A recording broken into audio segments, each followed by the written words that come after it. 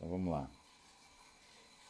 Vou chamar o Wesley, a gente vai começar a trocar ideia de depression.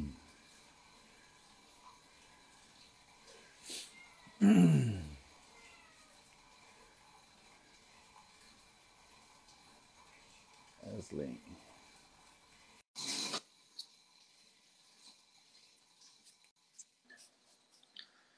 Grande, Fala, Wesley. Paulinho. Bom dia, meu cara. Como Bom vai? dia. Tudo ótimo. Quinta-feira, né? Um pouco mais arrastado que o comum, mas tudo certo. Cara, quinta-feira, você sabe que a gente vai falar de depressão e quinta-feira é um dia que me dá um bodinho, né? Não é segunda, é quinta. É um acúmulo de adenosina na semana no cérebro, já dá uma diminuída na nosso humor mesmo. Né, cara? Porque assim, já foi a semana inteira, mas ainda não acabou a semana. Então você tem que aguentar aquela paulada da quinta. É o dia que eu mais trabalho. O Eu consultório vai também, mais longe. eu Sério? também. Aham. Vou até às Isso, 11 hoje. exatamente isso. Cara, por que que a gente faz isso na quinta-feira, Wesley? Não sei se é uma convergência dos pacientes para quinta, ou uma tendência que a gente pode ter de saber que eventualmente na quinta a gente pode acomodar um pouco e joga paciente para esse dia para tentar driblar isso e fazer render mais. Não faço ideia o que pode ser. Mas Porque aqui também é quando, assim. quando eu tenho que acumular alguma coisa, eu acumulo quinta-feira. Impressionante, bicho. É, exatamente. Não, quarta Exatamente. não, deixa pra quinta. Não, quarta não, deixa pra quinta. Não, fulano tá com urgência, não sei o quê. Não, terça não, quinta, quinta. Marca quinta. Aí eu vejo quinta sai 11 horas, 11 e meia do É consultório. isso aqui. Que mesma coisa. Terça e quinta, meus dias são os mais cheios. Não sei por quê. Wesley, vamos falar de depressão. Aliás, é bem fortuito, né? Porque a gente está indo para um novo lockdown à moda brasileira, né? Uhum. É, são ciclos inacabáveis, né? Pois é. E aí, as pessoas que já estavam mais, ou seja, não estavam tão resistentes ou tão fortes, né? Algumas já dão sinais aí de fadiga nesse sentido, né? Engraçado que daquilo que a gente vê das afecções do sistema nervoso central, às vezes a gente coloca o pessoal sob estresse. Algumas pessoas vão manifestar ansiedade, outras vão manifestar depressão. O que você me fala em relação a essa, talvez, facilidade que algumas pessoas têm para ir para esse lado da depressão? Isso é uma fragilidade? Como funciona? Paulo, quando a gente for ver qualquer tipo de transtorno psiquiátrico, eu gosto de imaginar fatores de risco e fatores protetores, tá? Se você imagina um copo d'água e esse copo d'água está pela metade e em cima tem uma torneirinha que está pingando água e embaixo tem um furinho que está vazando água, tá? Se o copo transbordar, você desenvolve, por exemplo, depressão. Então, em Uhum. cima são os fatores de risco e embaixo são os fatores protetores. Qual que é o problema de uma pandemia? Primeiro, incerteza, estresse, muita gente com problema financeiro, incerteza sobre o futuro financeiro, incerteza sobre a saúde, medo de os familiares serem prejudicados. Então, a pandemia abre aquela torneira ali em cima de uma maneira que aquele gotejo fica muito mais forte. Então, você tem que, de alguma forma, é, se submeter a situações que sejam protetoras, tanto físicas quanto psicológicas, né, Paulo? Então, atividade física, uma boa alimentação, tentar manter uma boa noite de sono e tudo mais que a gente já sabe bastante. Qual que é o problema sei lá, um lockdown ou eventualmente fechar as coisas? Atividade física, não estou dizendo que é ou não, o que é correto e o Certo, que não sim. é. Não vem no meu Instagram me xingar depois. Boa. Mas você impede muita gente de fazer atividade física, né? Aqui as academias ainda estão abrindo, não sei aí. Então você impede muita gente de praticar atividade física, a socialização fica impossibilitada, né? As pessoas tendem a ficar mais em casa, e isso é por si só um fator estressor do ponto de vista psicológico. Então você tem que sim lançar a mão de alguns fatores protetores. Então, às vezes, fazer atividade física em casa, manter a boa alimentação em casa, manter bons hábitos. Muita gente tem dificuldade de home office, trabalhar em home office, aí a pessoa trabalha na cama. Não, você tem que levantar, trabalhar como se fosse se vestir, como se fosse É. trabalhar. O seu corpo tem que entender que você está fazendo um trabalho. Tem Então são pequenas coisas que não deixam a gente cair naquela rotina complicada assim de ficar em casa. Eu gosto muito, Paulo, nesse contexto atual de falar sobre resiliência. Inclusive eu publiquei um texto no jornal Nexo, um jornal que eu gosto bastante, publica muita coisa acadêmica, assim, é bem legal. O título do texto é Como impedir que a pandemia nos deixe sequelas psicológicas. E lá eu faço exatamente essa analogia que você fez. Por que muita gente sucumbiu aos fatores estressores da pandemia e por que muita gente até se fortaleceu nesse meio pandêmico? Porque a gente pode falar que algumas pessoas são mais resilientes que outras pessoas, Paulo. O que é resiliência? Resiliência é um termo emprestado da física que diz que quando uma substância submetida a um grau de deformação retorna ao seu estado original no tempo mais rápido possível. Então a substância está assim, ela sofre um grau de deformação, a substância que é resiliente, ela volta o mais rápido possível ao seu grau, à sua forma original. Na pandemia, o fator pandemia por si só é um fator extremamente deformador do ponto de vista psicológico, né? Então tem pessoas que sucumbem e ficam mal devido a isso, e tem pessoas que conseguem lidar com isso rapidamente. Falando do ponto de vista neurobiológico, puxando a sardinha para o meu lado de neurocientista, a gente consegue determinar em alguns estudos algumas redes específicas que sejam envolvidas com o desenvolvimento de resiliência. A gente não consegue diretamente atacar essas redes, tá? A gente não consegue diretamente desenvolver com uma única coisa resiliência. Resiliência é um construto muito complexo. Uma pessoa ser ou não resiliente é muito difícil. Várias coisas determinam se ela vai sucumbir ou não. Mas existem algumas coisas que podem ser feitas, Paulo. Uma coisa muito bacana que tem estado em ascensão hoje nos estudos de neurociência é a prática de meditação mindfulness. Eu não sei se você obviamente ouviu falar, mas para quem não ouviu, mindfulness Sim. É um tipo de meditação que não é a pessoa ficar sentada naquele estado de Buda, assim, sabe? Mindfulness é uma meditação que você pode fazer caminhando, você pode fazer deitado, você pode fazer na bike, fazendo aeróbico. O que é mindfulness? É atenção plena, é sua atenção estar no aqui e no agora. Simples, você não está nem no depois nem no antes. É você perceber-se no momento atual. Diversos estudos mostram que quando você faz 5 minutinhos desse tipo de meditação, mindfulness, você já consegue diminuir cortisol, algumas áreas do seu cérebro se ativam que inibem outras áreas envolvidas com processos emocionais. Então, você tem aí no YouTube vários áudios que guiam, muitas vezes é uma meditação guiada. Algum sujeito guia sua atenção, Paulo, agora eu quero que você preste atenção na sola do seu pé tocando o pedal da bicicleta, e sua atenção vai para lá. Só o fato da sua atenção ir para lá, você já tira sua atenção de outros lugares que poderiam te gerar estresse.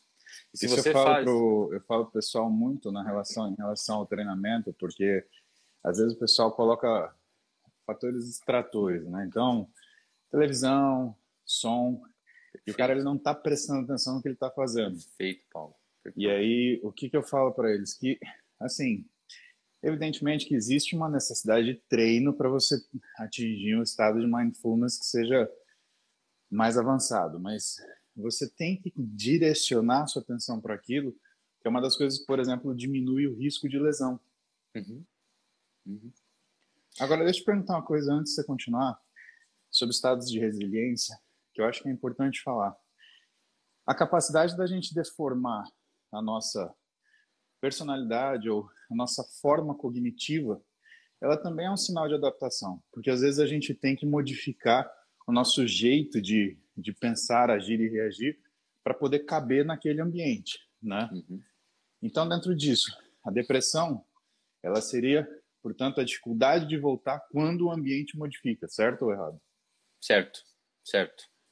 Seria essa capacidade, o sujeito, em vez de ter uma capacidade adaptativa, ele sucumbe, né? E aí o porquê disso são diversos fatores. Mas só terminando ali, Paulo, sim, claro. Foi perfeito. Imagina o sujeito treinando e a cabeça dele está lá nos boletos e nos problemas que ele tem para resolver. Eu acho, eu não sei, nunca li estudos sobre isso, etc., mas você pode me corrigir. Eu imagino que a chance de lesão do cara botar um peso e dar uma... Enfim, né, é muito maior. Então, o treino, nunca tinha pensado nisso, mas atividade física de fato é um excelente momento para você fazer a prática de mindfulness. Você pode prestar atenção na temperatura da barra que você está segurando, você pode prestar atenção na temperatura da sala, você pode prestar atenção na textura do que você está fazendo, de como você está puxando, da contração muscular. Você consegue. Hoje a gente tem uma capacidade de propriocepção que você tem noção do seu corpo, né? Você sabe onde está. Se eu fechar o olho aqui e quiser mais ou menos pegar minha xícara de café aqui, ó, eu consigo. Porque Exato. eu tenho mais ou menos noção onde está minha mão em relação ao meu corpo. Então, te digo mais ainda, isso é uma forma de você conseguir melhorar o seu resultado, porque, por exemplo, quando você desliga do entorno e aí você começa a pensar no movimento do músculo, no movimento que aquela articulação está fazendo, você ganha um controle melhor motor daquilo que é o movimento no treino. E isso parece uma coisa tola, mas eu sempre comparo para os meninos e para as meninas o seguinte: se a gente for por exemplo, numa espetáculo de balé, a gente olha uma bailarina dar uma pirueta. O nosso cérebro cognitivo entende uma pirueta.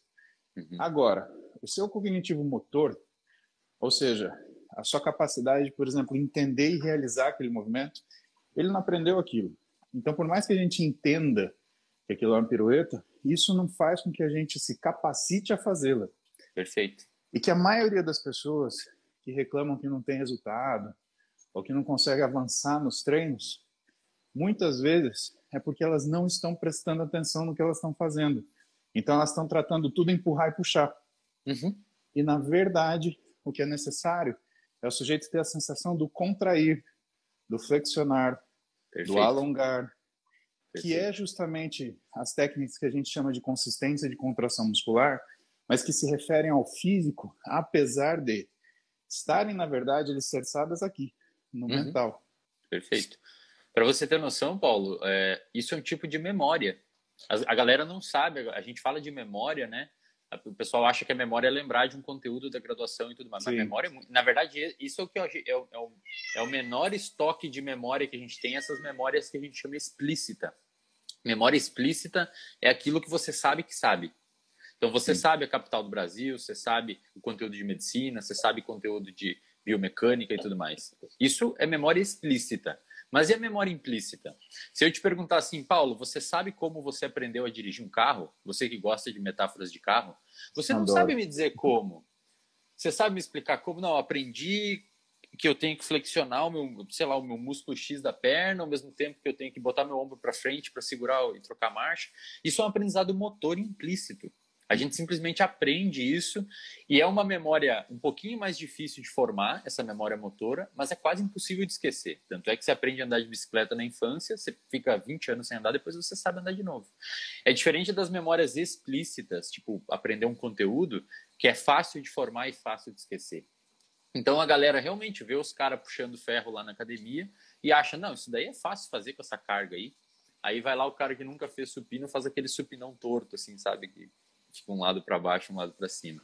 Então, tipo deixa eu perguntar uma coisa dentro disso, porque às vezes eu tenho a sensação de que a depressão ela se forma em situações de estresse, porque você tem a modificação do que é a estrutura do pensamento. E você tem como se fosse uma perda da memória implícita para você resolver as coisas como você resolvia previamente essa situação. Também pode ser um fator gerador? Pode ser, Paulo. Assim, o que a galera, até isso é questão até de saúde pública, o que a galera que está assistindo aí tem que sempre lembrar que depressão é uma modificação de humor, não é uma modificação emocional. Qual que é a diferença dessas duas coisas? Emoção é uma coisa transitória. Então, um dia você pode acordar pistola com a vida e meio-dia você está felizaço. Então, você acorda bravo, puto e meio-dia você está bem. Isso é uma modificação de humor. Você está indo trabalhar, um carro bate no seu carro, você fica pistola. De tarde você já recebe uma boa notícia, já fica melhor. Então o nosso humor, Paulo, ele oscila quase que imediatamente se ocorrer determinado estímulo, tanto externo quanto interno, pensamento ou um problema no ambiente. Agora, quando essa alteração de humor, quando essa alteração emocional perdura no tempo, aí é uma alteração de humor. Tanto é que depressão é um transtorno de humor, não é um transtorno emocional. Então, a alteração, a pessoa, eu acordo triste e vou dormir feliz. Sou bipolar? Eu sou depressivo? Não. Sim. Sou uma pessoa normal.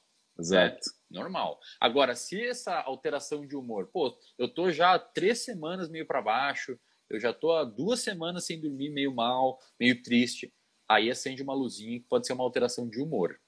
E é importante lembrar que é difícil, a pessoa às vezes ela tem essa confusão e ela fala assim, eu acho que eu estou deprimido.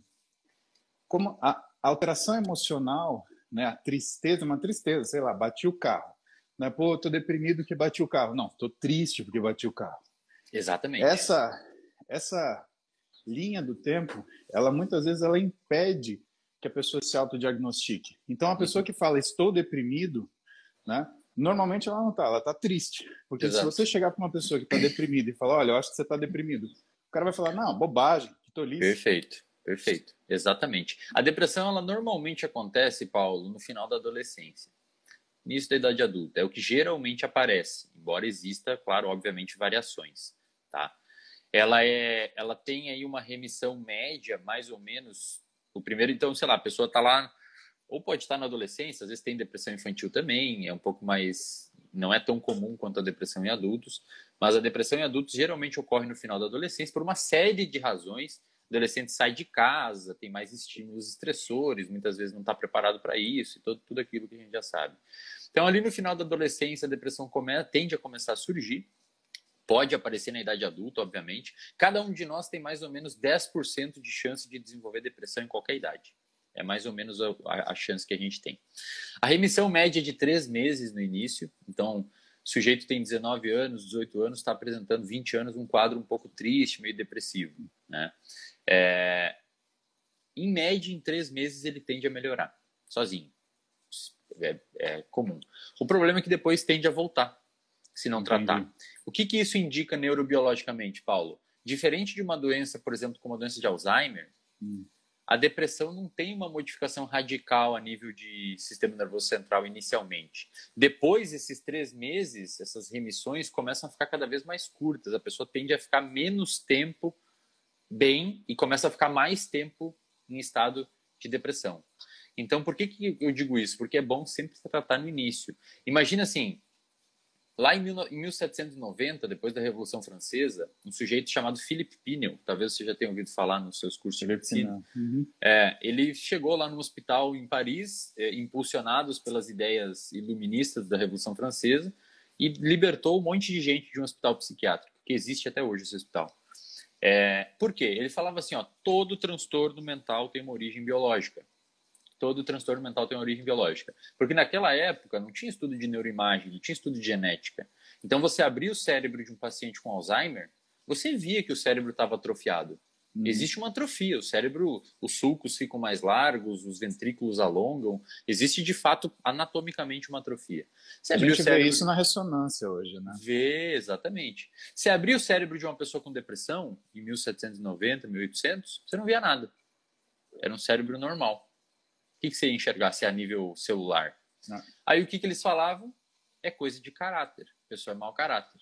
Então a pessoa viciada, você não via alterações no sistema de recompensa. Mau caráter. A pessoa esquizofrênica é algum tipo de bruxo, espírito que entrou no corpo da pessoa. Hoje a gente sabe que a depressão envolve algumas alterações específicas em circuitos. Existe uma pesquisadora da Universidade Johns Hopkins, chamada Ellen Mayberg, que ela é sensacional nessa área, é uma expoente, que ela descobriu um nó muito importante no cérebro das pessoas. Um nó que eu digo imagina que seu cérebro tem 86 bilhões de neurônios, e esses neurônios são conectados por uma circuitaria, é tipo um monte de fio de luz dentro da sua cabeça. Esses fios se cruzam e existe um lugarzinho onde se cruzam esses fios específico chamado área subgenual do córtex cingulado anterior. Mais especificamente a área 25 de Brodmann, se você jogar aí no Google. Essa área, Paulo, ela é chave na depressão, cara. E olha o que essa pesquisadora fez, que sensacional. Primeiro ela descobriu que essa área tem muitos neurônios com transportadores de serotonina. Então imagina que você tem um neurônio aqui, neurônio são células do nosso cérebro. Tem um neurônio aqui pré-sináptico, a gente tem um neurônio pós-sináptico e aqui no meio a sinapse. Quando ocorre uma sinapse no nosso cérebro, nessa região, ocorre uma liberação de serotonina aqui na fenda sináptica. Essa serotonina tende a ser, ela tem a sua função, nos deixa bem, nos deixa feliz, e ela tende a ser recaptada para o neurônio, para ser usada de novo, recaptada por um transportador de serotonina. Essa região tem muito neurônio com esse transportador. E em pacientes com depressão, essa região está superativada, ou seja, a serotonina é muito rápido. O que essa pesquisadora fez, cara? E isso é, assim, quando ela deu o relato e eu li o artigo dela, foi publicado no JAMA, eu realmente me arrepiei, assim, quando ela publicou aquele artigo. Ela conseguiu alguns pacientes lá na Universidade de Johns Hopkins e ela conseguiu implantar, e o córtex cingulado anterior é lá no miolo da cabeça, é difícil você chegar lá, né? É dentro do cérebro, não é simples você acessar isso daí. Tá louco, cara? Botar E ela até então, os estudos tinham feito estimulando essas regiões com estimulação transcraniana. Bota o eletrodo fora da cabeça da pessoa. Mas ela conseguiu fazer uma cirurgia e botar o eletrodo nesse lugar, cara. Porra. Ela conseguiu acessar lá dentro. Botou 2 eletrodos lá, bem nessa região.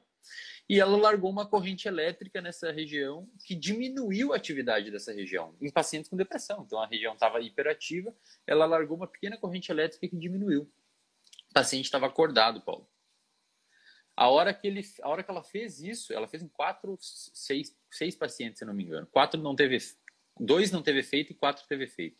A hora que ela estimulou essa região, a paciente fez assim, ó. Ela fala que foi como se você tivesse ligado um interruptor. A paciente disse que falou assim, o que vocês fizeram? Começou a ficar comunicativa, começou a falar com todo mundo na sala. Parece que ela desligou a depressão. Parece que ela desligou a depressão. Quase como se fosse uma eletroconvulsoterapia local, né? Microeletroconvulsoterapia. Exatamente. Né? Claro que isso não se transforma num tratamento, porque é difícil, né? Como é que você vai fazer isso com todo mundo? Então, esse efeito foi duradouro, Wesley?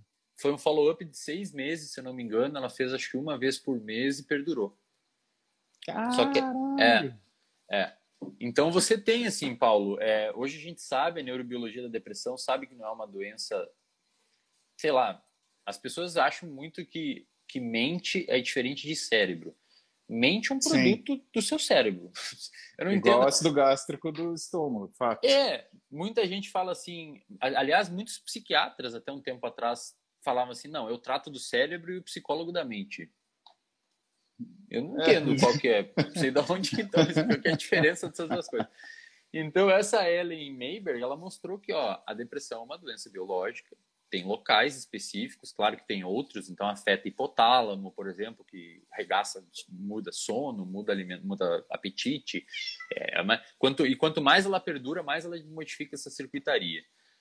E essa região específica parece estar hiperativada. Se você pega um paciente, Paulo, submete ele a TCC, terapia cognitivo-comportamental, e joga ele dentro de uma máquina de ressonância magnética, você vê que essa região diminui a atividade pela TCC. A TCC consegue também diminuir a atividade dessa região. Então, hoje a gente sabe que a depressão é uma doença biológica, que envolve modificações estruturais de circuitaria, e o principal fator de risco para o desenvolvimento dela é estresse. Espera que eu tenho que te perguntar uma coisa, mas eu preciso abrir para minha gata fugir, que ela tá aqui. Aqui, filha.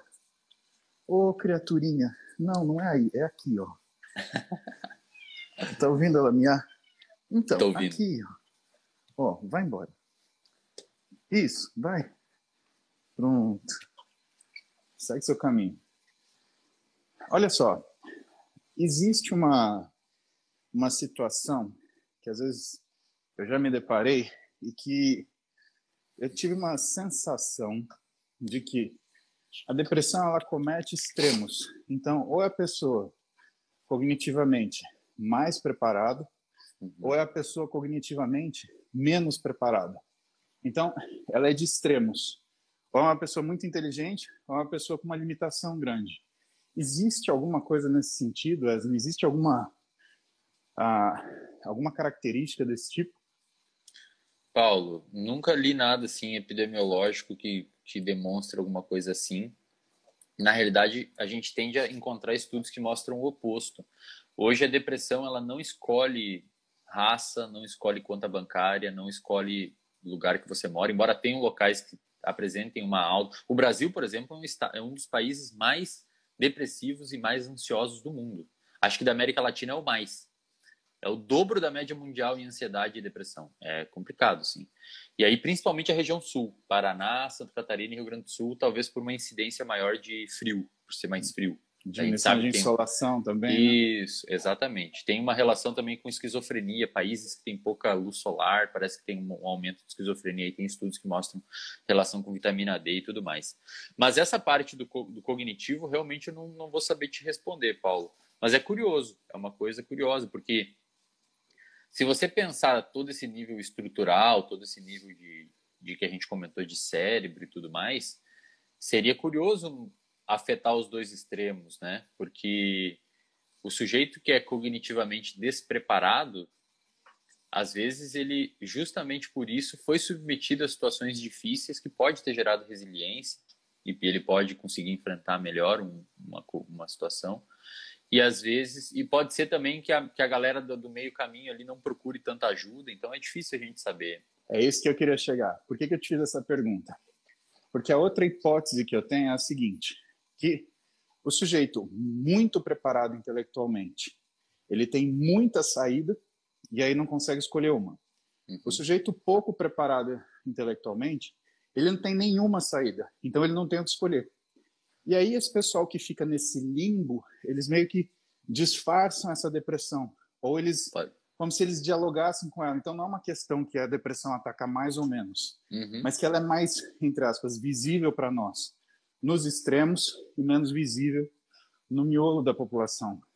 Pode ser. E olha só que interessante, na clínica, Paulo, a gente, pelo menos na terapia cognitivo-comportamental, existem alguns critérios que nos sugerem um prognóstico favorável ou desfavorável da terapia.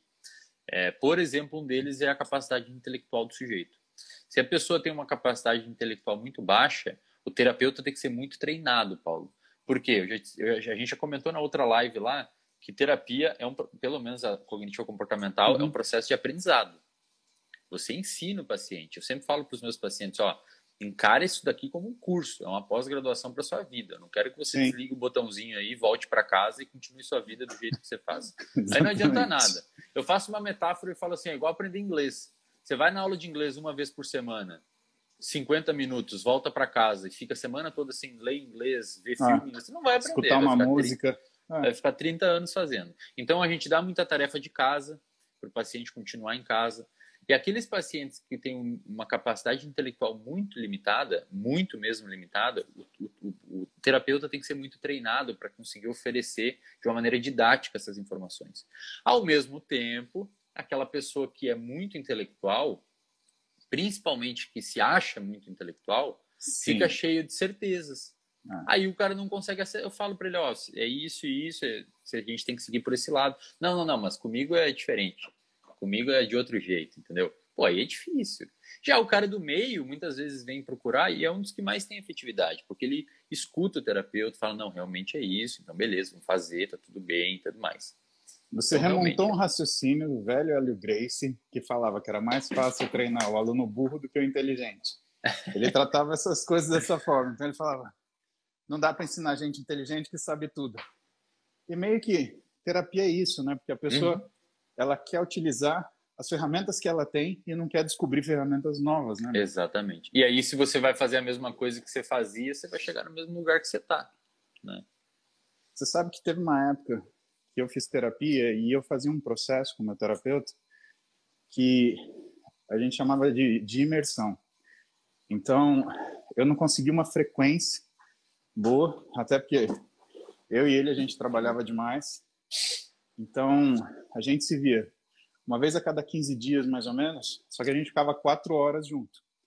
E era, tipo, das 8 à meia-noite, né? Legal. E ele falava para mim, eu quero te ver quando você está cansado, né? E o que eu tinha para... O que estava me faltando na época? Eu virei para ele e falei assim, olha, eu preciso de um treinamento, porque eu preciso me sentir mais forte, né? Porque estava começando a crescer na mídia social, né? chamando atenção. Você sabe quando você chama atenção, né? Tem gente que se ofende com isso. E aí a galera vem te bater de cima para baixo, assim, o tempo inteiro. Então vinha pancada de todo lado. E aí o que ele falava? Ele falava, o importante não é você reagir a hora que você está bem, que você acordou bem, que você tomou seu café da manhã. Eu vou pegar você no final do dia, quando você estiver quebrado, quando você estiver cansado, quando você estiver sem capacidade de responder. Vulnerável. E aí, cara, ele me socava 4 horas seguidas que eu chegava em casa, assim, eu queria... Na cama nem tinha tomado uma surra. Porra, era foda. E assim, não sei se isso é uma coisa que... Se é um treinamento de guerra, praticamente, se é uma coisa válida, mas tem algumas pessoas que, às vezes, você aborda nesse sentido, ou não, Wesley? Paulo, olha só, eu sou um cara... talvez por ser cientista, né, Paulo? Cientista, você tem um monte de amigos cientistas, eu vejo aí o De Salles, a galera. Eu não sei, não conheço eles, mas imagino que sejam assim. Cientista é muito pragmático, né, Paulo? Cientista tem que ser pragmático. Tem coisas que funcionam e coisas que não funcionam. É claro que o paciente que tem resistência, né, você tem que ter uma certa flexibilidade em apresentar para ele de uma forma um pouco mais didática que ele precisa confiar em você. Agora, em certo nível, tem que ser pragmático. Então, você chega, por exemplo, esse seu terapeuta foi pragmático. Falou, Paulo, esse é um método de trabalho, pela minha leitura do seu caso, eu acho que vai funcionar assim. Ok? Ok, você confiou nele. E isso, Paulo, é o principal critério para determinar, ou um dos principais critérios para determinar a efetividade terapêutica, você confiar no cara. Então, um paciente que vai em você aí desconfiado, aí você vai dar um negócio para ele, o cara fala, não, isso, não vou tomar isso aqui, o Paulo tá viajando. Ele vai fazer meia dieta, meio treino, meio coisa e meio... Aí vai botar a culpa em você ainda. Vai botar a culpa em você. Então, assim, eu sou muito pragmático. Eu falo, é A mais B, a gente vai chegar em C. Mas você precisa fazer o A mais B, não adianta fazer só o B. Senão vai ficar complicado. Quando eu vejo que o paciente está ali para fazer, eu marco em cima. Marco em cima mesmo, mais ou menos da forma... Eu não faço essas ideias de imersão, mas é uma coisa até interessante, porque tem muito paciente que não tem muito tempo mesmo, seria interessante. Mas sim, é uma abordagem válida você pegar o paciente e mostrar para ele exaustivamente qual que é a conduta que deveria ser tomada para conseguir. Fortaleceu você essas questões na época? Fortaleceu e assim, eu perdi o medo de estar vulnerável. Vou te dar um exemplo simples assim, né? Eu sempre fui um sujeito muito recatado, né? Tanto que o pessoal fala, você tem facilidade para falar em público. Eu tenho porque eu estou falando do meu trabalho, não estou falando de mim. Se eu tiver que falar de mim, da minha família, dos meus valores, daquelas coisas que eu tenho carinho, afeto, é outro Paulo. Aí é um cara retraído, emocionável, né? É outra coisa. É uma fragilidade que eu tenho. E, por exemplo, ontem, eu vou te contar isso, porque logo você vai ficar sabendo disso. Eu estava no banheiro fazendo cocô. E é a hora... Essa é uma boa informação de começar o dia aqui, ó. É ótimo. Não, escuta só. E é a hora que eu fico fuçando na internet. Cara, se eu respondi seu WhatsApp no final da noite ou no início do dia, eu tava cagando. É assim, que a hora que você tá ali travado, você não vai sair dali. Agora eu vou saber quando você responde meus WhatsApp. Puta merda, o Paulo tá cagando, velho. Não, durante o dia eu tô atendendo, então tô trocando de paciente, tipo assim, vou responder lá dentro. Mas se for à noite, tem uma grande chance. Aí, bicho, não mais que de repente, eu vi o Daniel Coimbra, que é nutricionista, meu amigo, ele estava fazendo uma live. E, pô, interessante, jejum. Aí eu liguei a live. E eu, como sou sacana, eu entro sacaneando já. E aí, pai de todos, né? Cabeçudo, né? E aí, pai de todos? Eu já entro rasgando ele. O viado pega e me chama na live.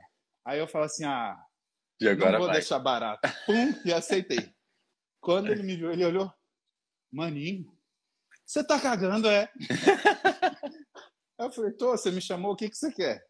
Ele teve uma crise de riso que ele não se aguentou, ele não conseguiu seguir a live adiante. Eu falei, calma, tá tudo bem, velho. E assim, chegou a 2.400 pessoas assistindo, e assim, eu fico pensando, né? Tem gente que tem vergonha de fazer cocô do lado do marido, da esposa. Eu tava lá cagando pelado na frente de 2.400 pessoas, conversando com meu amigo, trocando ideia. Assim, isso é uma Ao coisa... vivo.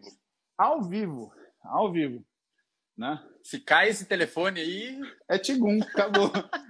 Não tem conversa. Isso é uma coisa que, para mim, na minha... como é que fala? Na minha...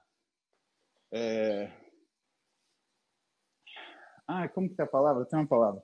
Mas na minha vergonha, na minha forma de ver as coisas, a minha forma pudica de ser, era impensável, por exemplo, 5 anos atrás, né? No período disso. Mas tudo bem, pode ser um exagero, isso pode ser uma coisa assim, a gente discutir, mas eu não tive problema, porque, assim, foi bom. Todo mundo que vai assistir também caga. Isso é fato.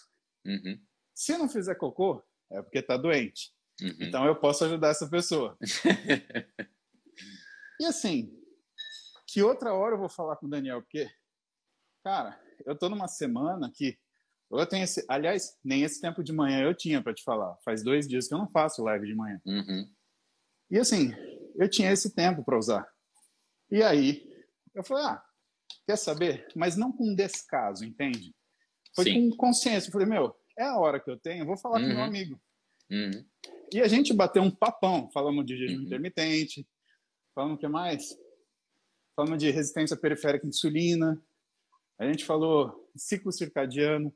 Legal. E assim, tranquilamente. Legal, né? legal. Assim, tudo para ser uma live de merda, né? Literalmente. Mas, literalmente. Mas, cara, funcionou muito bem. Então, isso era uma coisa, por exemplo, esse medo, essa resistência, são coisas que elas meio que passaram porque elas me colocaram junto com as outras pessoas. Então, eu lembro que eu passo pelos mesmos vexames que todas as pessoas passam. Então, não existe algo que eu faça de forma humana, né? Não uma coisa, não uma atitude, né, específica, mas aquilo que são as atitudes humanas normais. Né? Eu não posso ser julgado por fazer aquilo, porque todo mundo faz. Né? Não é aquela história, se todo mundo faz está certo ou se ninguém faz está errado. Não é isso. Veja, são as atitudes humanas. Né? Dormir, acordar, comer, ir ao banheiro, né? Tomar banho, coisas simples assim. Todos fazemos isso. Então a gente não pode ser julgado por fazer ou deixar de fazer isso. E aí eu te trago uma outra percepção e te faço uma outra pergunta. Depois desse período, a sensação que eu tive foi que não só a fragilidade para cair na depressão, que em mim ela se manifesta como uma falta de capacidade de tomar decisões, né? E para mim é muito claro isso. Eu sei que eu tô com um pezinho ali quando eu olho um problema e eu só vejo solução ruim para ele. Porque eu entendo que a depressão funciona em mim limitando o meu rol de escolhas. Assim como a ansiedade ou a mania, ela me apresenta escolhas demais. Aí pode confundir. Então, exatamente. E passar por esse período, esse processo de resiliência, me trouxe justamente não só uma melhora da depressão, mas uma melhora da ansiedade. Então, eu queria que você comentasse essa proximidade que essas coisas têm. Paulo, veja, o que mudou de... Quanto tempo atrás você fez esse processo aí de imersão? Cara, acho que foi 2017, 2018. Uns 3 anos, 4 anos, talvez. O que mudou de lá para cá? Se a gente pensar do ponto de vista dos estímulos ambientais, você provavelmente está mais conhecido hoje do que naquela época. Sim. Portanto, as situações geradoras de angústia e geradoras de estresse em você estão ainda mais presentes hoje. Só que a sua interpretação de como lidar com isso ou a nocividade dessas situações foi alterada. Então, hoje você enxerga essas situações de uma maneira até como uma oportunidade de se expor, mesmo cagando. E antes você interpretava uma coisa que talvez fosse perigosa e te deixava estressado. Sim. Então, a nossa interpretação da situação é que determina a forma com que a gente vai se sentir frente a ela. É a nossa interpretação Assim, dela. só para te interromper um segundo. Não é que eu tenho uma falsa sensação que eu controlo a situação. É a verdadeira situação que eu me controlo em frente à situação, entendeu? A situação eu percebo que é incontrolável. O que vão fazer com isso? Mas eu consigo me controlar, entendeu? Exato. E assim, quando a gente está com essa ansiedade que você comentou, ou com um episódio de depressão, e você fala que fica difícil você enxergar a solução, porque numa você vê uma coisa muito fechada e noutra você vê muitas coisas. É correto essa sua análise, porque quando a gente está num estado emocional, num estado de humor alterado, a gente limita a nossa capacidade racional de olhar o mundo. É por isso que muitas vezes uma pessoa sente muita ansiedade por ir à academia. Tem gente, eu tenho muito paciente que não consegue ir à academia por medo do corpo, por medo do que as pessoas vão pensar. Mas se você vê do ponto de vista racional, não tem porquê. O que tem as outras pessoas olhar você? E daí? Não, você não está em perigo. Você não está. Só que você enxerga aquela situação como absolutamente nociva. Então você não está conseguindo ler a realidade de uma forma racional. O mesmo acontece na depressão, o mesmo acontece na ansiedade. Então, de fato, quando você tem qualquer tipo de alteração de humor, seja um episódio depressivo, seja um episódio ansioso, qualquer leitura racional da realidade fica impossibilitada. E isso, a gente já falou na outra live lá de quinta passada, se dá justamente por uma modificação na atividade de determinadas áreas do seu cérebro. As áreas responsáveis pela razão ficam totalmente desligadas. Você não consegue racionalizar. É por isso que o paciente ansioso, ele interpreta o mundo como se fosse uma coisa altamente nociva, enquanto o paciente não ansioso olha as mesmas situações, olha para o lado, para o cara ansioso e fala, meu, por que você tem medo disso? Está tudo bem. Mas a situação é a mesma, só que uma pessoa interpreta como perigosa e outra não. Então, quando você vai ler isso, imagina, Paulo, se você interpreta uma situação de sair à rua ou ir à academia como algo perigoso, qualquer decisão que você for tomar que envolva esses aspectos vai ser uma decisão muito difícil. Porque você pensa, putz, mas eu vou treinar naquela academia lá, mas tem muita gente no horário que eu vou. Aí você começa a se confundir tudo. Você começa a se confundir. Então, de fato, essas alterações emocionais, essas alterações de humor, elas limitam a nossa, ou expandem muito ou limitam a nossa capacidade de decidir alguma coisa. E isso inevitavelmente gera um prejuízo. Existe alguma facilitação, Ezen, por exemplo, uma pessoa que já tem apresentado um quadro ansioso ou um quadro depressivo, de apresentar o reverso em alguma outra situação, ou seja, essa pessoa que já teve um quadro ansioso tratado, ela pode em algum momento fazer o oposto? Tem gente que consegue usar a ansiedade muito bem, Paulo. Tem gente que consegue usar muito bem a ansiedade. Consegue utilizar, canalizar ela para um lado produtivo. Isso é muito bacana. Lembra quando você abre o DSM lá, os manuais diagnóstico e estatístico, tem um item que fala assim, o sintoma, precisa preencher uma série de sintomas por uma série de tempo para ser diagnosticado com ansiedade ou depressão, por exemplo. Vou te falar que o DSM-4, por exemplo, quando eu abri, para mim foi apavorante, porque eu achei que eu tinha tudo. Você tinha, né? Tudo, exato, você tinha tudo. Você tinha tudo. Aí tem lá uma série de critérios e um deles é o seguinte, os sintomas precisam apresentar prejuízo significativo na vida do indivíduo. Então, assim, o diagnóstico é difícil de fazer, Paulo. Muita gente tem uma cultura, na psicologia, né? Muita gente tem uma cultura de emitir diagnóstico para tudo. Cara, é muito complicado, porque se você dá o diagnóstico para um paciente, você tem depressão, se o sujeito é vulnerável e sugestionável, né, ele é passível de você dar uma sugestão para ele e ele aceitar, ele vive aquele diagnóstico, muitas vezes nem tinha. E ocorre muito erro diagnóstico, porque às vezes o paciente está ansioso porque toma muito café e o terapeuta não perguntou do café. Aí o cara toma Eu já atendi paciente 9 da noite que fala que tem problema de insônia e meia hora antes ele falou que tomou 3 xícaras de café. Porra, é sério, cara. É sério, difícil. Paulo. É sério, cara. Muita gente não sabe que não pode tomar muito café à noite. Complicado. Então, assim... Aí você erra o diagnóstico. Vou diagnosticar o cara com ansiedade? Porque o critério de insônia ali, diz ali, não pode ser explicado por qualquer outro uso de qualquer substância ou qualquer outra patologia. É explicado pelo café a insônia dele. Então tem que riscar esse critério. E a ansiedade tem que ter um prejuízo significativo na vida do indivíduo. Se o indivíduo utiliza isso para o bem dele e não gera nenhum prejuízo, ótimo. Ótimo. Por exemplo, Agora, por exemplo... Não, termina de falar. Aí eu te pergunto. Só essa reflexão que eu gosto bastante. Um transtorno que eu gosto muito de estudar, Paulo, e que a gente sabe muito pouco, pelo menos uma parte dele, é o transtorno bipolar. O transtorno bipolar, só para nivelar, é um paciente que oscila de depressão para quadros de ou hipomania ou mania. O que é mania? É um quadro de euforia. Então, o paciente, ele fica... Na depressão, ele fica meses dormindo muito, mal, sem vontade de fazer nada, e algum estímulo, que a gente não sabe direito qual, desenvolve uma hipomania ou uma mania. Então, o paciente dorme muito pouco. Eu tenho paciente com transtorno bipolar que, nas fases maníacas, dorme 3 horas e meia, 4 horas por dia e acorda bem.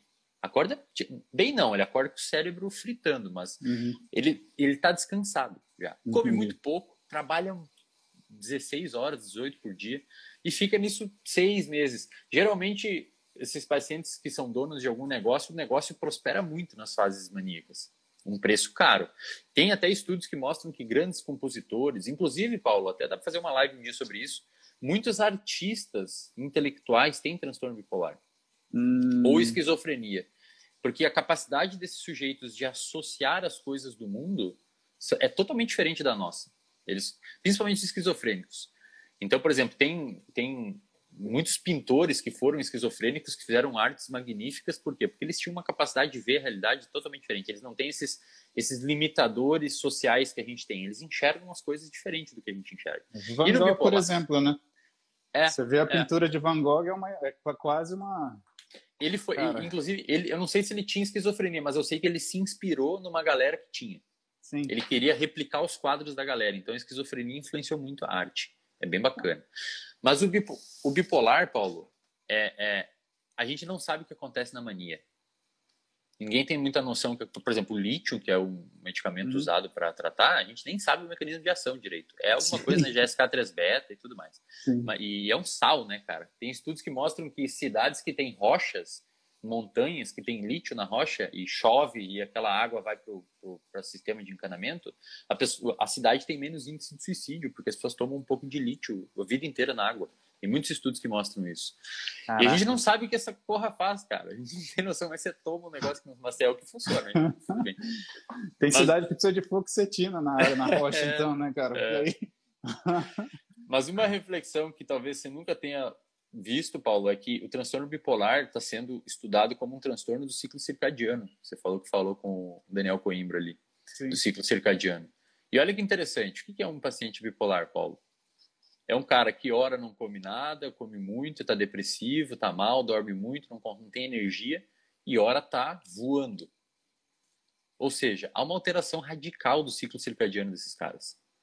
E tem muitos estudos mostrando que para o paciente responder ao lítio, por exemplo, os lítios responsive, eles precisam ter um ajuste antes do ciclo circadiano.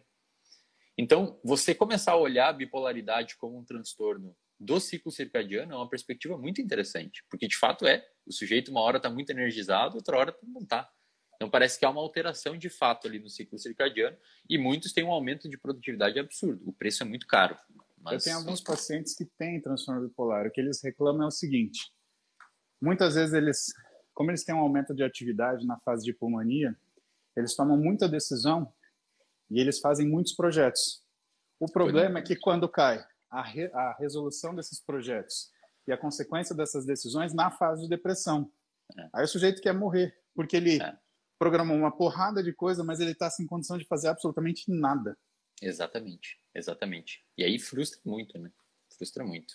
E aí o que eu ia te perguntar aquela hora é o seguinte, justamente eu ia te perguntar, existem pessoas que conseguem trabalhar positivamente a ansiedade. Eu não sou uma delas, né?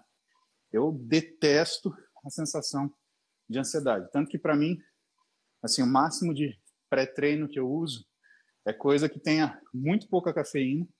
E se eu preciso de um pouquinho mais de vigor, cara, eu tomo café normal. Não tomo cafeína anidra, mas nem que me bata com cabo de vassoura, né? Também não. Senão eu não fico legal. Agora, existe gente que consegue usar a depressão de uma forma útil, Wesley.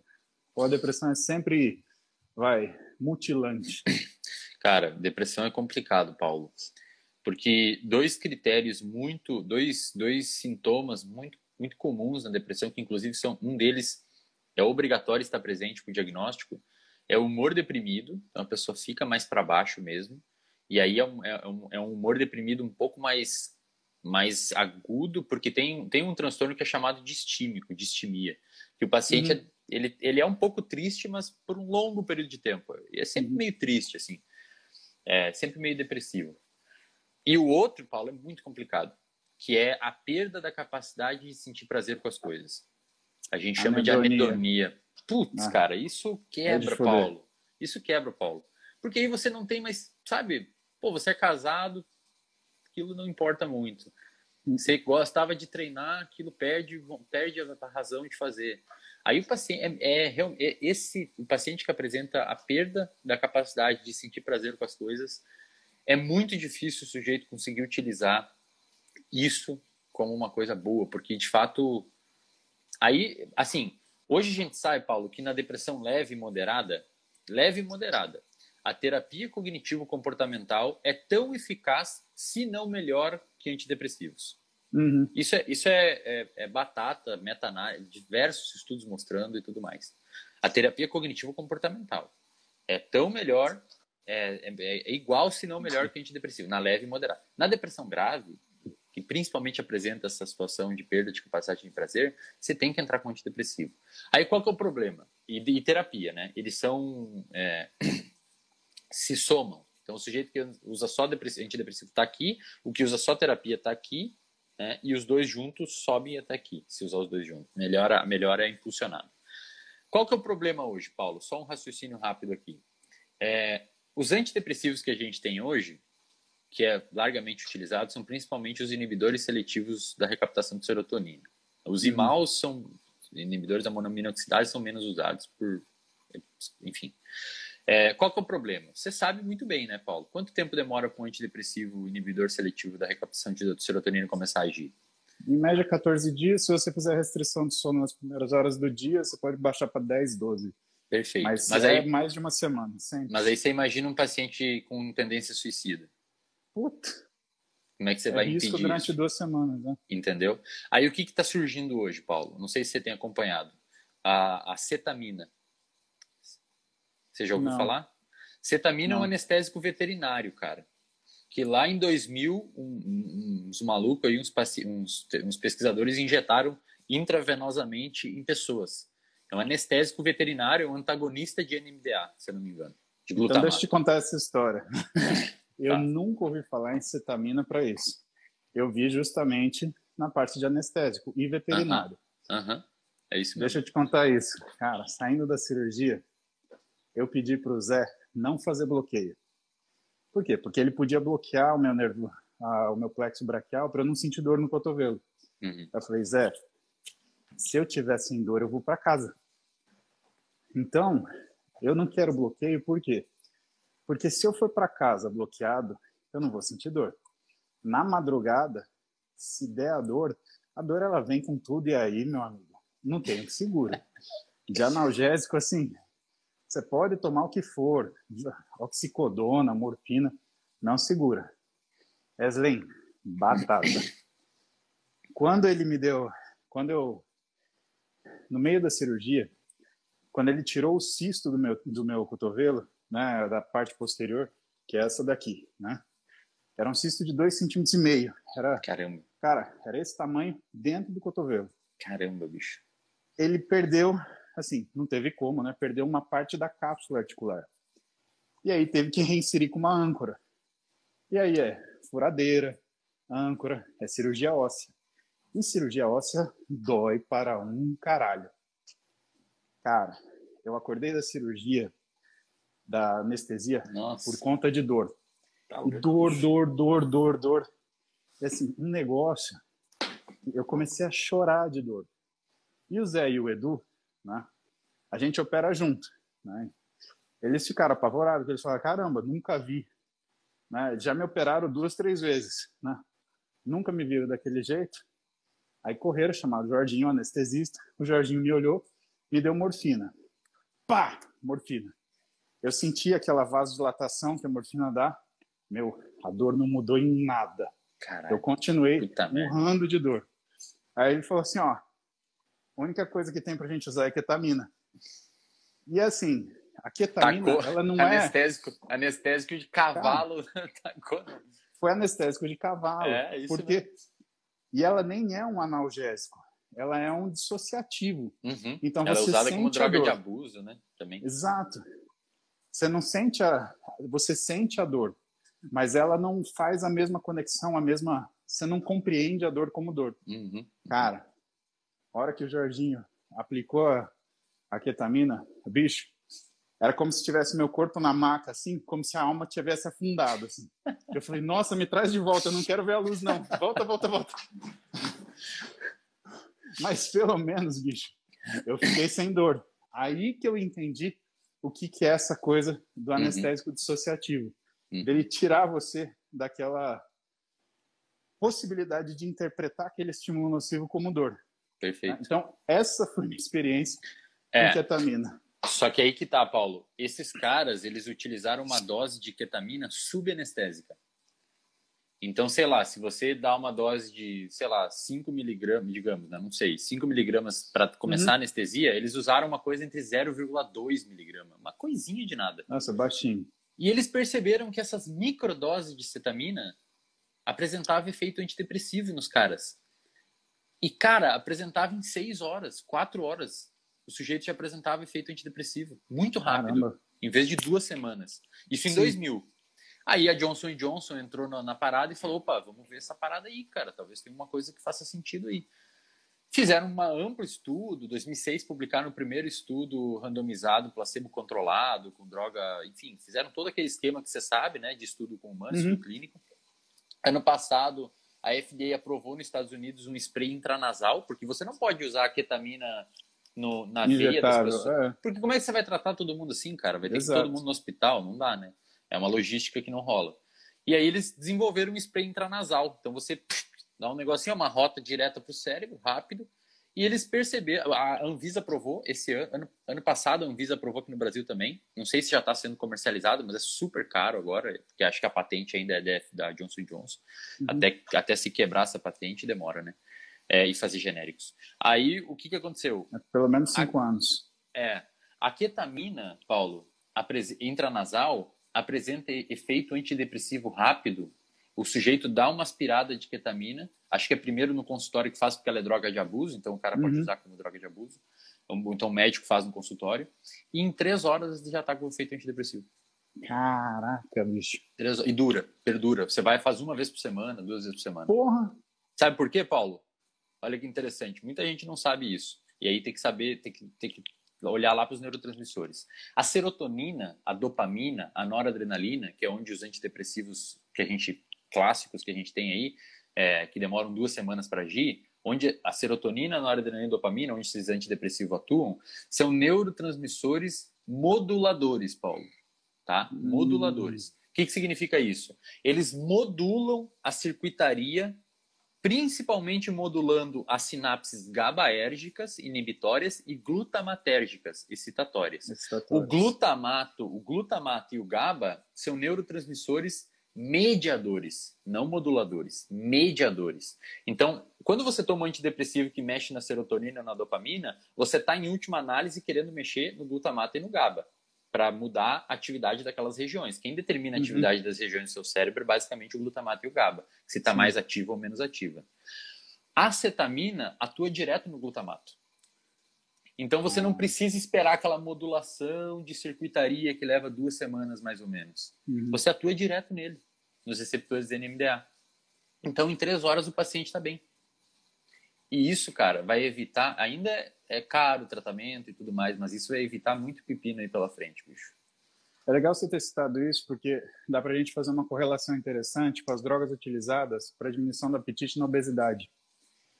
Então, por que o sibutramina, por exemplo, não cura obesidade? Justamente porque ela atua em receptor como mediador. Ela não faz a modulação. Por isso que muita gente toma a droga e come. E aí a gente está na pior das situações possíveis, né? Porque também a hora que você tirar a droga, meu amigo, É, Ali não tem o é, que segure, né? é. Então, é interessante assim. E olha só, Paulo, veio do anestésico veterinário, cara. Pois é. Isso é ciência, É, Paulo. Wesley, vou te pedir Hum, para você amarrar o assunto de depressão de hoje. Que a gente está aqui 1 hora, senão eu vou ficar 1 hora e meia conversando com você, porque eu vamos gosto lá. muito e eu preciso Ah, que treinar. isso, cara. Fico feliz pelo convite de novo. Não, basicamente, Paulo, é só para galera, para fechar, a depressão é um transtorno psiquiátrico sério que pode levar a problemas sérios, é tratável, principalmente no início, e não tem problema nenhum procurar ajuda. Lembra que no início existe uma alteração de circuitaria, portanto é relativamente simples resolver. Se você perdurar, se você vê cérebros de pessoas com depressão crônica, ocorre mutação anatômica. O hipocampo diminui, umas áreas atrofiam. Então, assim, dentro se você está sentindo um humor deprimido por um determinado tempo, já não sente muito prazer nas coisas, já tá mais naquele jeito, procura ajuda. Né, Tem Paulo? O alteração de Paulo procurou memória. alteração de memória, procura ajuda. Assim, se está estressado, procura ajuda. Não deixa isso, principalmente nesse momento delicado que a gente está vivendo. Né? O Paulo procurou Sim. ajuda. Por que ninguém é super-herói, né, Paulo? Quando a gente se fala em transtorno mental. E principalmente quando a gente lida com uma situação mental, que a gente tem uma incapacidade de fazer o próprio autocuidado, né? Cara, você tem que procurar ajuda. Porque Perfeito. aquilo vira uma coisa mutilante, vai roubando as coisas que te dão satisfação na vida, porque você deixa de valorizá-las, tanto para um lado quanto para o outro, ou você deixa de cuidar, ou você deixa de respeitá-las. E isso é uma coisa que você tem que se situar muito bem. E no final das contas, você acaba achando uma vida que vai te dar tanto insatisfação, desprazer, que a tua vida vai ser depressiogênica, ansiogênica. E aí, quando você muda a estrutura de vida que você vive, não adianta nem mudar a sua forma de pensar. Porque talvez Exatamente. até mudar a sua forma de pensar vai te deixar sofrendo ainda mais. Então, toma uma atitude rápida, né? E, Paulo, obrigado por você abrir esse espaço para falar sobre isso, cara. De verdade. Que Obrigado isso? mesmo. Meu, Admiro muito essa sua atitude. De é um verdade. prazerzão a gente falar disso. Aliás, Isso. esse é um assunto que a gente tem que falar, né, Zen? Porque É. diante de tudo que está acontecendo, meu, se a gente não cuidar da nossa mente, teu corpo até pode aguentar a pandemia, mas a tua mente, ela não vai aguentar, e ela não vai aguentar principalmente as decisões que são tomadas, as providências que são feitas, e principalmente, que eu acho, né, a nossa capacidade de empatia com o outro, né? Perfeito. Eu, por exemplo, eu sou avesso a sentir o pânico, tá? Eu lembro que Sérgio Tufik, da psicobiologia, lá da Escola Paulista, uma vez eu fui fazer uma apresentação no Consul, no Conselho Universitário, e aí eu estava nervoso, ele olhou para mim e falou: "O que foi, Paulinho?" Eu falei: "Ah, professor, estou ansioso, eu nunca falei com tanta gente importante assim, eu sou só um aluno de merda." Aí ele falou: "Deixa eu te explicar uma coisa, se você tem um problema e uma preocupação, você tem dois problemas." Aí eu falei: Exatamente. "Porra!" Exatamente. Exatamente. Cara, terapia em 5 segundos, né? Exatamente. Exatamente. E Não, assim, legal. a gente tem que entender que nem todas as pessoas agem dessa forma. E tem pessoas que elas abraçam o pânico, elas abraçam a ansiedade, elas abraçam a depressão. E não adianta você brigar com a pessoa porque ela está tendo essa atitude, porque está fora do rol de Uhum. compreensão dela. Perfeito. Né? Você vai Perfeito. se indispor, você vai brigar, né? Você vai criar uma situação social péssima. E hoje, Esne, principalmente pelos comentários das pessoas, quando a gente vai falar desse assunto, eu percebo que a sociedade está meio em pânico.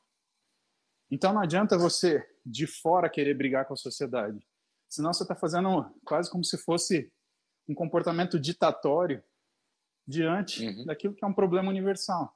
E que o que a gente tem que fazer é blending, é se misturar e ir sensibilizando um a um, que é uma coisa que eu falei alguns meses atrás. Ninguém é responsável por salvar todo mundo. Você não pode salvar todo mundo, mas você pode ajudar a pessoa que está do seu lado. Isso você pode fazer. E às vezes essa indicação, falar: "Oh, meu, quero te ajudar, você está se sentindo muito mal, você está se sentindo pior do que você precisa, vamos procurar uma ajuda, vamos conversar com alguém que possa colocar você, pelo menos num plano, onde você compreenda o que está acontecendo, para você ter capacidade de reação. Você precisa ter capacidade de reação. Ah, vai fechar a academia. Tudo bem, vamos criar a vontade de você treinar em casa. Perfeito. Ah, porque eu não vou poder trabalhar. Cara, isso é péssimo. Mas vamos criar uma situação onde você consiga reagir a isso, colocar suas contas no papel em cima da mesa e refazer seu planejamento financeiro. Organizar. O que você não pode fazer é ficar sem tomar decisão nenhuma, né? E numa situação psíquica desfavorável, qual é o grande problema? Ou você não consegue tomar decisão, ou a decisão que você toma, ela está dissonante do problema que você tem. Exatamente. E aí é bom sempre ter a busca de ajuda para justamente conseguir enxergar situações de uma forma mais racional para que não piore ainda mais esse problema, né, Paulo? E a melhor forma é dar exemplos.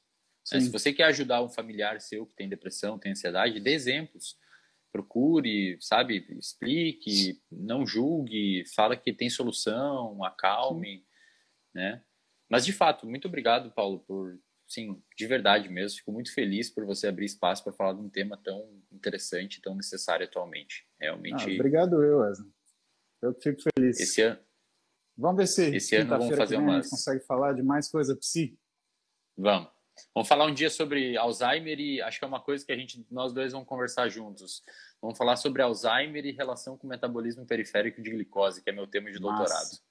Massa. Aí vai o bicho, vai pegar. Vai porque a gente vai até cetogênico e voltar.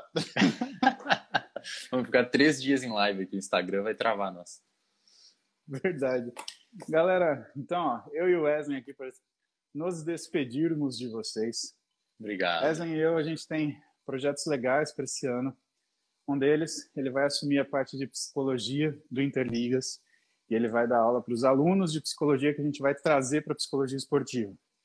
Por quê? Boa. Porque para isso daqui de baixo funcionar, isso daqui de cima tem que estar bem. Boa. Se não, né, a ferramenta é essa. E ainda tem, Wesley, eu não esqueci do nosso curso, como fazer uma coisa errada e se dar bem com isso. Bom, eu até já escolhi quem que vai fazer o lançamento e isso vai ser, muito legal. Fechou. Né? Pessoal, banha não tem calendário, banheiro não tem calendário, BCT não tem calendário. Tá? Um beijo para vocês. Obrigado, Paulinho. Quinta-feira, eu sei que não é sexta, mas uma excelente quinta, Wesley. Brigadão, cara. Valeu. Tchau, tchau. Tchau, galera.